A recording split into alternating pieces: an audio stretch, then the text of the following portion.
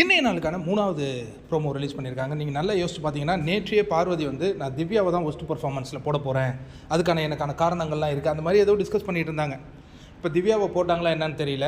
இவங்க என்னென்னா, நீ ஒரு கேரக்டர் எடுத்து பண்ணில, அது வந்து அதுக்கு தில்லான மோகனம்பல்னா பத்மினி அந்த நடனம் ஆடனியா அப்படின்னு கேட்க வந்தாங்களா என்னன்னு தெரியல. உடனே அவங்க ஏதோ ஒரு விளக்கம் சொல்ல வராங்க.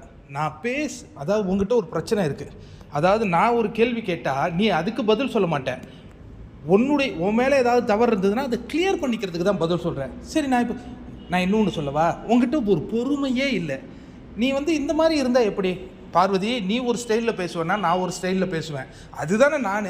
அதுக்குன்னு நான் என்ன பண்ண முடியும்? இல்லை இல்லை இல்லை இல்லை, நீ சொல்கிறது வந்து நான் என்ன கேட்குறேன்னா, இப்போ நான் மூஞ்சிக்கு நேராக இந்த விஷயத்தை பேசுகிறேன்னா அதுக்கு பதில் சொல்லு. அதை விட்டுட்டு நீ அன்னைக்கு அதை செஞ்சியே இதை செஞ்சியேன்னு போகாத, சுத்த விடாத அப்படிங்கிற மாதிரி பார்வதி கொண்டு வந்து சொல்கிறாங்க.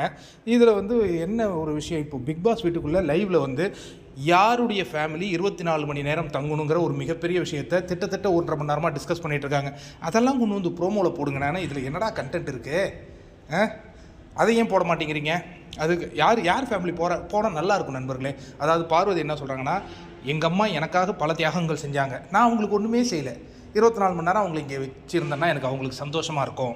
ஆதிரை என்ன சொல்கிறாங்கன்னா, நீயாவது அவங்களுக்கு ஹோட்டல் நல்லா செலவு பண்ணியிருக்கேன், நான் அது கூட செய்யலை, ரொம்ப கஷ்டப்படுறாங்க, என்னால் உங்களுக்கு பேர் வேறு கொஞ்சம் கஷ்டம், அதெல்லாம் நான் இங்கே உட்கார வச்சா சரி பண்ணுவேன். கனி என்ன சொல்கிறாங்கன்னா, என்னுடைய பசங்க இந்த உலகத்தை பார்க்கல, அதுங்க கூட நான் இருக்கிற அந்த நிகழ்வு தான் எனக்கு உலகம், அவங்க கூட என்னை இருக்க விடுங்கப்பா 24 மணி நேரம் அப்படின்னு ஒவ்வொருத்தவங்களும் ஒவ்வொரு பாயிண்ட் சொல்லிட்டு இருக்காங்க.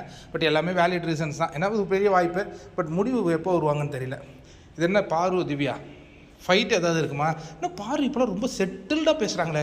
பாரு பழைய பாருவா, வா பாரு, ஃபயராக பேசு.